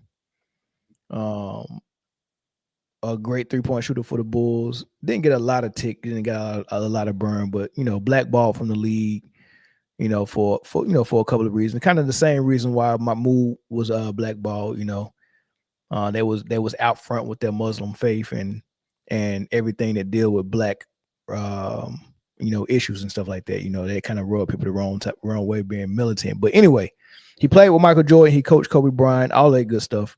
And he had an interesting take on the difference between Michael Jordan and Kobe Bryant. And it's kind of similar to what Phil said, but hearing how he described it is something I wanted y'all to hear. But this is him talking about Kobe and Mike. What's the difference? You play with him and you coach with Phil and work with Kobe. What's the difference between those two, in your opinion? Right hand. Why? Because with Kobe would be going to the line to shoot 2. MJ was going to shoot and 1. Mm-hmm. So a lot of them knocks that Kobe had to shoot with 2 hands, when that knock would happen, MJ put that bad boy over here. You know what I'm saying? Oh, that's the difference, huh? Okay. Okay. I didn't hear that. That's crazy. That to me is the only difference is that gripper. Yeah. And that gripper. Because I'm telling you, I done seen this brother make like he going to do a crossover, and you come on, man. Yeah, that's a mitt right there, bro. Come on. Only man, I'm telling you, him and Dr. J, them hands, come on, bro. Yeah. You know what I'm saying? It's certain, and that's the way you say, like, the creator knows who should have what. Exactly. Can't question him. You know what I'm saying? This is what you're gonna need to do what you got in your mind that you're gonna do. And there it is. Go for it. And then you have Kobe, MJ, that injured Westbrook. You feel me? Got it. When you look at people like Ja Morant, who have that, when you be like, that's a different engine. Yeah. You know what I'm saying? Yeah. I can work, like I'm telling you, I was with MJ 4.5 seasons or whatever. Never lost a suicide. Never lost a suicide. Never. It's crazy. Never. Close? No. Look at Jay. That's hard to believe, huh? Because some days you nigga running, I don't feel like running. And we would ask Phil how many we got after practice, and he would ask us how many we want, because he knew we was trying to get him. So it would be like this. All right, me and BJ, we gonna go out hard on him. Oh, y'all would team up on it. Please. Soon as the whistle blow, he damn near coming back at us. That's different. You feel me? Yeah. On the real. And this ain't no job. And I'm running. I feel like I could run all day. Yeah. You feel me? And I quick hands, some speed. Yeah. But man, it wasn't even fair. On the. So he said the difference between Mike and Kobe was just the hands. He said Jordan's hands was like mitts. He compared them to Julius Erving's hands. He said that was the difference. He said that's the only difference. Then when he started comparing them, he said like their engine and their motor, you know, I seen in Kobe, I seen it in MJ is the same as what Westbrook got. So he's talking about their drive and their engine and their motor, and then he started describing MJ never losing any suicides, right? And I don't really want to go in too much on that because we've heard that before, but this is the one I really want y'all to respond to. Finishing up the season against Miami, right? And you're going to see him in the first round of the playoffs. Exactly. We're playing in Miami, and we're rolling at this time. The system is really playing for itself, and that's the cool part about the system. Once you get into it, you just come to games, man. You done did it so much, and it flows. So we go to shoot around, and we're leaving shoot around, and we're on the bus, and MJ like, man, drop me off here, and drop him off at the bar. He say he's gonna have some beers, right? Huh? Say he's gonna have some Listen beers. to the rest of this story. Okay, bro. go have some beers. So he tell us to pick him up on the way back to the game. We pick him up. He still got his sweats on. You know, MJ come to the game suited and booted. All right, still got his sweats on. Pick us up. He get on the bus. Yeah, man, I'm feeling good. Right, bubbly. You can smell the beer on him. Got 30 at half. All right, going through warm-ups, man. I'm seeing 3 rims. I'm gonna shoot at the one in the middle. Okay, that's hard. Okay, and then told us if y'all can't beat them, we don't need to win a championship. Y'all can beat them without me. But came in there and he got it done early and wouldn't sit down. Okay, fresh Wouldn't off sit of down? Wouldn't sit down. That's why that's the kind of shit. Not that, but it bothers me what Dallas's management is trying to portray Luka as. Like, we aren't grown men and can handle what we need to do. They're mad because they think he smokes hookah and drinks beer. Like, if you knew what motherfuckers was really doing and still going out there and being professionals, like, shut that shit that's up. the crazy. See, so the end part, the way they tried to tie Luka into that, first and foremost, if you're drinking beer and smoking hookah and it's causing you to be out of shape, that's like, if you're out of shape, that's the first thing you got to do as an athlete: be in shape, be at a good playing weight. Luka's not doing that. So you on mute, Corey, but Luka's not doing that. So when you're not doing what you're supposed to be doing, people are going to start nitpicking at certain things and trying to get you to stop doing certain things that's detrimental to you showing up in shape, right? So I can get why people are on Luka about beer and hookah. All right, so don't try to compare that to Jordan. But getting back to Jordan, getting asked to be dropped off at a freaking bar before a game against a team that you had already knew that was going to be your first round opponent in the playoffs. You get drunk, come in, drop 30, and at halftime tell them, I'm not about to play the rest of the game. If y'all can't beat them without me, then we don't need to go to the championship. I don't know if that's a flex. I mean, because I like a little bit more professionalism, and all the people that Michael Jordan called out for being crackheads and coat heads when he first got to Chicago. I don't think it's something laughable to talk about him playing drunk. I don't think that's a cool thing, but evidently he did it. I don't know how often he did it, but he did it. But they better get 30 like that. I don't know what to say about it, man. What y'all think about it? I don't know. I feel like we've heard some of the stories about MJ and, like, you know, what other people have said, and, you know, some of these stories sound crazy, like, you know, old folklore and old myths and stuff, you know, like when they talk about, you know, make-believe characters and stuff like that. They got these legends and myths behind them, but we've seen MJ do some crazy things, like to be able to go out there and hoop with food poisoning. I can't move with food poisoning. And MJ out here, wait, I think did he have 38 that game? The flu game? 38, right?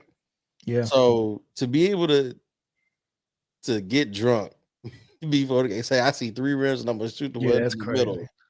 Look, and they say he used to play games like that on zero sleep too.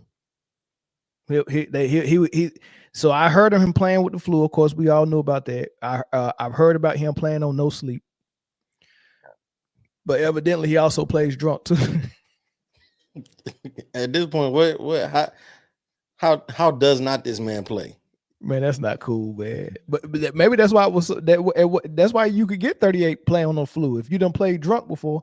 And to be honest with you, MJ's such a master manipulator and mind, you know, I don't even know if he got drunk. He probably poured beer on himself to smell like beer and was trying to prove something to his team. I don't know. I don't know, man. It's hard for me to believe that man got drunk and came like to the a game. team building exercise. Like, hey, don't rely on me. If y'all can't be he might have been trying to prove a point, man. Just trying to prove a point. Y'all don't need me. But team like this, is it above MJ to actually like not have a couple beers and be like, hey? No. Evidently, he was just blessed, man, because it's player like Kobe Bryant, like he really, I think he did more work off the court to take care of himself than MJ did. Like Kobe Bryant made sure he got sleep. Kobe Bryant didn't party like that. Watch what he ate. You know what I mean? All that stuff, man. And it seemed like MJ was just smoking cigars in the tunnel. Smoking cigars, drinking, gambling, not even sleep, he just partying, doing whatever. Hitting Vanessa Williams after she won Mrs. America, just out there just doing this, just slanging meat, all types of stuff he was doing. Like he lived a La Vida Loca, man. And still go put 30 on your favorite team. Yeah, so I think he was just blessed, man. I don't think he, because you can look at him now and you can tell his body, like his eyes yellow, his face, he chubby in the face. Like he must have really just been blessed, man, to be able to, take care of his. I mean, he lived and he worked out, he was in shape and stuff like that. But dang, like he put a lot of stuff in his body he probably didn't need. And still, yeah. And John Jones, said John Jones was like that too. Yeah, John Jones is like that. John Jones is that's my UFC GOAT. John Jones is my favorite because how this man and Chrome and look and DC so mad at him. He was like, man, why y'all like him? He's on coke. Like he don't understand why people like John Jones. And you couldn't beat him. He be trying to. He's a coke head. And he failed drug test now, and he's not a good person. And he's a woman. Like he be trying to snitch on him about all the bad stuff, and people be like, "We still like him." What John doing that in that octagon, man? Oh man, it's Jordan like damn near. Chris, can he beat Aspinall? Light work. I think so. It's light work. Now this is Aspinall is an incredible athlete, incredible fighter. So it might be a better fight than what we got when he fought Cyril Gane, right? I hope so. But John is different, and if you get a focused John, I mean his question mark kicks are still crazy. The kicks. Who was he fighting? What's old boy name? Stipe Miocic. He hit him with one of the nastiest heel kicks to the liver, shut the whole system down. And he just threw that kick just so willy-nilly, like boom. John is different. If I was DC, I'd be mad too. I couldn't beat this nigga to save my life. Can't beat him to save your life. I'd be mad too. Just whoop your ass. Just go in there. John probably ain't even training right now. No. Oh man. If I was DC, I'd be mad too. He damn near killed Lilo. Why is that dude so good? He did almost kill me. And you know what? He come from a family of athletes and champions. His two brothers are both Super Bowl champions. Yep. I'm just crazy. Like crazy. It's in the genes. They're bred to be winners, man. John is different. Gregory Champion is right. Babe Ruth the same way. You smoke, drink, do whatever, but he knocked the shit out of that baseball. I tell you that. Babe Ruth looked like he did all that though. He did. And Babe Ruth not the GOAT. Barry Bonds is the GOAT. Well, here's the GOAT of the sports, yo. Wayne Gretzky in hockey. That'd never be. I don't care. I don't know. Ovi is He did break his scoring record, but do you know Rain got the scoring and the assist record? Yeah. Well, he had the scoring, but he got the assist record too. Mm-hmm. Wayne was that guy. The great one. Imagine being the best scorer and the best assist. I mean, just imagine it though in hockey. Yeah. The dude is phenomenal. Wayne Gretzky is only important. I think there can be. I think there's a better debate. 65. He also swung a 42 ounce bat. I think there's Wayne did. No. Talking about he said Babe Ruth was facing pitchers who only threw 80 to 85. I say yeah, he was swinging a 42 ounce bat too. Yeah, fair enough. Yeah, I think the debate between Alex Ovechkin and Wayne Gretzky is closer than the debate between LeBron and MJ. No, I agree. Alex Ovechkin is. He's okay. I watch. I give you that, but okay, I will say that, but I'm still saying there's no debate. It's Wayne. No, yeah, I give you, but Ovechkin is number 2. It's close. Yeah, okay, I give you that. So that's LeBron's hockey. number 2, so that's fair. Yeah. So Wayne in hockey. Mm-hmm. It's Barry Bonds in baseball for me. I'm sorry. I know Babe Ruth pitched. I know Babe Ruth was a home run. I mean, but Barry, man, bro, they said that if you listen to pitchers talk about this dude, all them great pitchers that was with the Braves, Glavine, Maddox, all them dudes, when they talk about Barry, they said it's not even close, man. This dude is. I mean, nobody's even on this. They said that we had to walk him like you would get in trouble if you pitched to him. You had to walk this man. And they said he could come up and bat 5 times, right? And you walking him 5 times, and then on that 6th time, somebody will get jumpy and be like, I'm gonna pitch to him, and that's the home run. But like, wait, so the only time you pitched to him, it was a home run? Like you walked him 5 times. You know what? Said that he only in a baseball game, right? In a whole baseball game, he only got like 4 hittable pitches. And here's my whole thing about the steroids with Barry Bonds, right? Anybody who knows, I think baseball is probably one of the hardest sports to play. The hand-eye coordination has to be incredible, and if you are a 300 career hitter, you're considered amazing because you know you're every 3 out of 10 at bats you're hitting the ball, right? If you shoot 3 for 10 in basketball, that's not good. If you throw for 3 for 10 as a quarterback, that's not good, right? So 3 for 10 in baseball, you're considered a great hitter. Yes. Steroids doesn't make your hand-eye coordination better. The fact that Barry Bonds could go get that pitch anywhere. Look at Jose Canseco. He was juiced out his ass. You know what I'm saying? And he's like a career 240 hitter.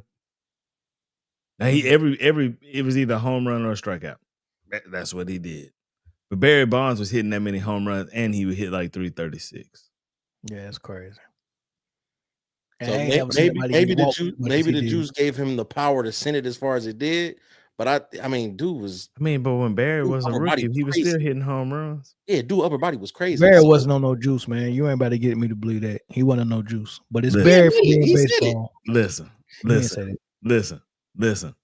If you wear a 6 and 7/8 hat when you join the major leagues, and by the time you retire, you wear a size. That's not true. No. So something I have wrong. My head has gotten bigger in the last 5 years. It didn't grow no 2 sizes. It did. No, it didn't. It may have grown 2 snaps in the back, but it didn't grow 2 sizes. If you look at my dad's head, it's very slim and skinny. That's how my head was most of my Navy career. But if you look at my granddad's head, is big like Barry Bonds, right? And now I'm seeing, because my dad passed when I was 8, so I didn't get to see him grow that head. But it seems like it runs in my family where the head grows. So my head's getting bigger, man. I might need to change my diet or something like that, because I can see where I'm getting to my granddad. But anyway, that's another topic. Your head ain't so that's baseball. We know basketball. That's baseball. Football, I can't even pick. It's too many positions. Joe Montana, Jim Brown, Lawrence Taylor, Reggie White. Greatest football player of all time, Barry Sanders. O.J. Simpson. Barry Sanders. It's Barry. O.J. Simpson. It's Barry. O.J. Simpson. It's Barry. It's not Barry. Yes, it is. Barry not on the list is crazy. Like if you would have added him in the list, I'd have been cool. Oh, and Jerry Rice. I'm sorry, and Jerry Rice. Him not being on your list at all is wild. Barry is the best. And this is not even, but Barry was poetic. Hey, and Barry did it in 9 seasons. And Jerry Rice. Jerry was all right. Now I'm gonna throw a wrench. I'm gonna see how much you know about who's the golden soccer. Ooh. Corey might have a good idea about it. I got my GOAT. Who's yours? Lionel Messi. Messi is the GOAT. A lot of people go say Pele though. Not mad at that. And not mad at that at all. I've also heard Ronaldinho. Ronaldinho is dope, and Ronaldo is dope. Yeah. But for me, it's Messi. It's Pele for me. Ronaldinho, he's just an and one mixtape type dude. Ronaldo won a lot. Messi won a lot. But Pele, it's just like, okay, for me, I got to see Barry Bonds play, right? But you know who the best player I've ever seen in my life play baseball is? Ken Griffey. Oh, the kid. Ken Griffey was cold too. Why he keep getting hurt all the time though? No. And he played kind of reckless. He played the field reckless. Like he wasn't scared of the wall. He wasn't scared of none of that. None of that. Man, you saw Ken Griffey in person? Yeah, bro. A few times. Man, that's dope. So I saw him make I stopped eating swine. I'm going on 2 years no swine. I saw him make I can't get that man to eat a slice of bacon for shit. Trust me, I've tried. Yeah, I saw him make 2 years off no swine. I was off the beef too. I just recently started eating beef because I found this place to do oxtail. You talk about. Oh yeah, like somebody great one said Tony Gwynn was the best pure hitter. Yeah. Then somebody said Ken Griffey had the smoothest swing ever, like the best swing ever. Swing in baseball. Yeah, I don't know why his swing is like Ray Allen's jump shot, man. Pure. But I saw Ken make the best throw I've ever seen. So he was playing the Rangers and he went back to the warning track. Now the fly ball probably, Chris, it was probably about 20 feet from the warning track. Mm-hmm. He went back to the warning track, right? And he planted off the warning track and started running forward, right? Run on second, tagging the third. He caught the ball. He caught it in one motion. He caught it, extended, and threw, right? And it was quick. Chris, the third baseman never moved. The third baseman just stood there just like this, and he never moved. And the ball went past the runner, the ball hit him in the glove, and it was literally just waiting there when it slid in from center field. That was the craziest shit I've ever seen in my life. Everybody, the whole crowd just went, ooh. His dad gave him a baseball bat and a glove when he was out the gate. 6 months. Out the gate. Yeah. Sheesh. That dude was special, man. Doctor handed him to his dad. Dad welcomed him with the glove. He put him in the glove. Yeah. Then gave him a bat. And that's what I did. My nephew just had his son earlier last month. And when he told me that boy was 9 pounds, I said, man, bump all them daggone pampers, man. I went right and got him some cleats. I said, man, it's time. It is time. I said, I ain't buying no pampers. I said, what size cleats you want him to have right now? Right. Shoot. I see a lot of people say Beckham for the soccer GOAT. I mean, I'm famous, man. Beckham is like, who famous right now? Beckham is like Steph. Famous. I would say Beckham. I would say Beckham did a lot for the sport in the States, but y'all got to remember, soccer is the number one sport in the world. It is global. Yes, and outside of Barcelona, you will find Messi jerseys and Messi posters all over. Same thing with Ronaldo. Actually, I think them two have the most followers on Instagram. I think Messi and Ronaldo each have like 500 to 600 million followers on Instagram, if not more by now. They're global. Soccer is global. So people in the States might know Beckham, but everybody in the world knows Messi. You got what I'm saying? So and 505 million followers. For who? Messi or Ronaldo? For Messi. I don't even think LeBron got that many followers.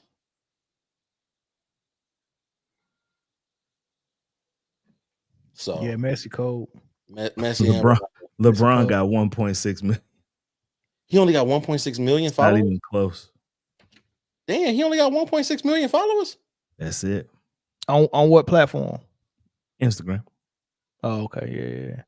I mean, Bronny probably got that too. I can see Bronny having that. Ronaldo got 653 million followers. They got over 1 billion followers just between the two of them. That's crazy, bro. Soccer Yeah, is buddy. unreal. Okay, who's the golf goat? Tiger. Tiger. Or Phil. I'm not mad at Phil. I'm not. Yeah.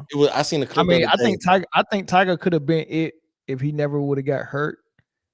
It could have been him definitively. But he didn't accomplish what he could have accomplished in order to pass Phil. So I seen a video the other day.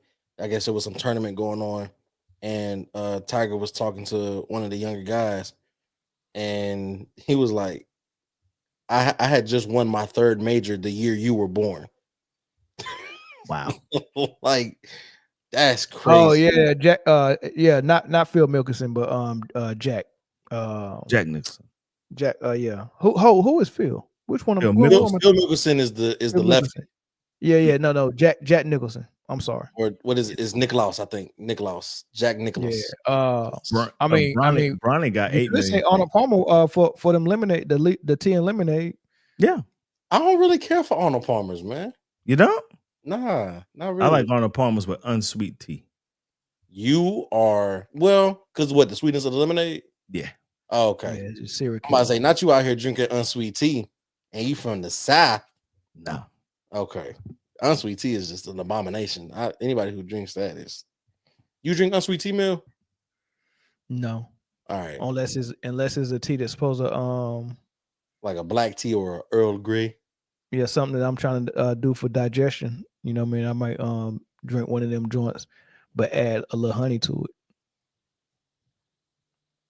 That's sweetness. Natural sweetener. Yeah. Honey stink though. You think so? Yeah, honey smell like. I like the way it smells. Honey smell like freaking earring backs. I think nothing. Wow. I think you've been using the wrong honey, Mel. No, it's been real 100% pure honey. Wrong earring backs. One of the two. First of all, why you know what earring backs smell like? No comment. You got me there. All right, man. Let's go ahead and end the stream, y'all, so we can go watch the rest of this Warriors game. This can get to 7. It's crazy. This is just game 6 for them. That's crazy. I mean, yeah. It seemed like this series is going slow.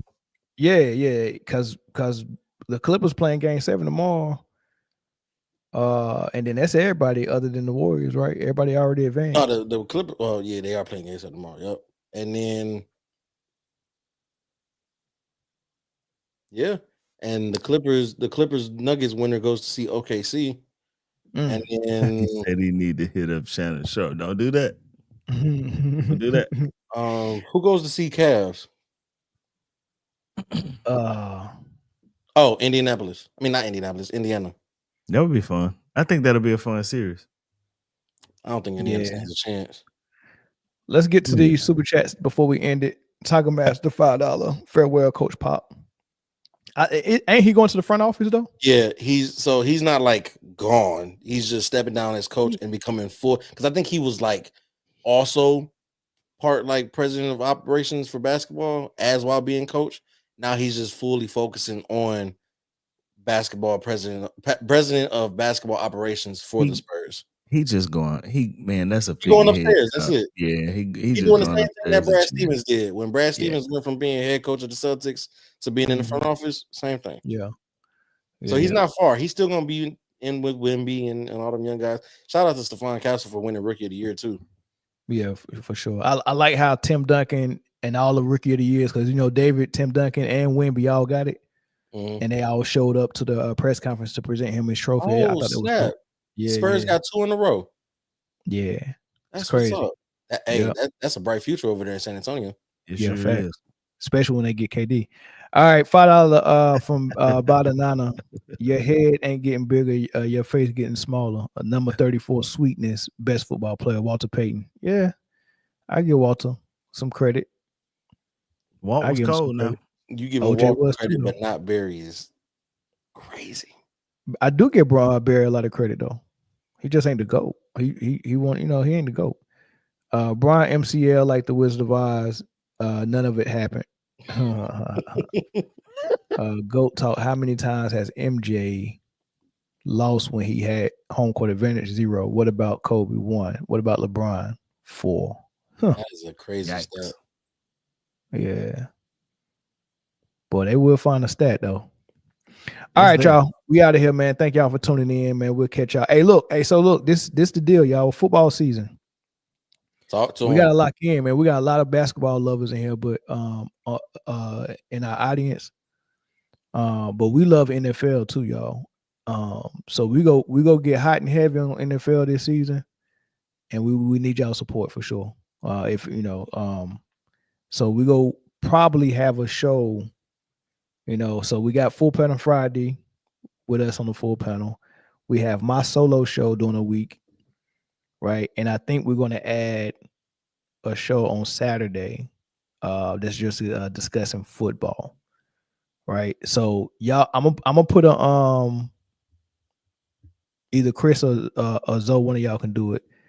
I'm gonna put a poll up in our community tab to see if we did a football show, would y'all rather have it Saturday morning, Sunday morning before the games, or Sunday night after the games?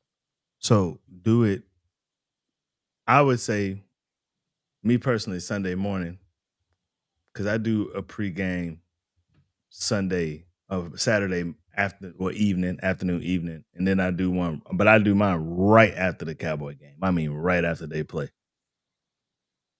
Okay. Well, we probably could do a smush sandwich.